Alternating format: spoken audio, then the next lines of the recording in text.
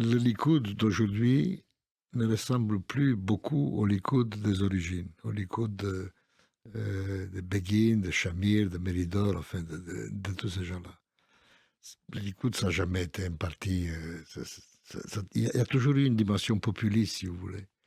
Mais c'était dans l'ensemble un parti nationaliste libéral. C'était ça, le Likoud.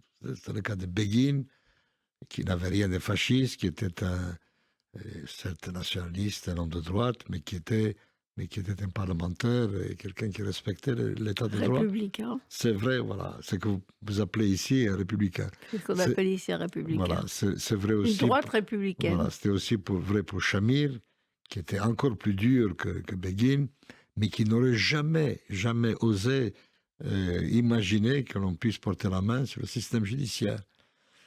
Sharon.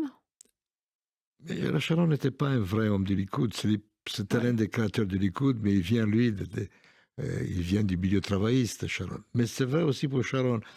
C'est-à-dire, là, on a affaire à un autre animal politique. Et le Likoud est devenu, au fil des ans, et notamment sous la houlette de Netanyahou, est devenu en fait un parti d'extrême droite kahaniste. Kahaniste, on appelle kahaniste en Israël les gens qui se réclament de l'héritage du rabbin raciste Kahana.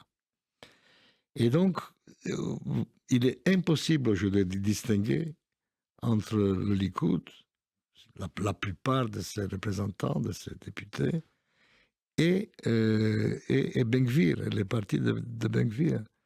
Les Tali Gottlieb, Meir Amit, tous ces gens-là s'expriment, parlent, agissent exactement comme les membres du parti kahaniste.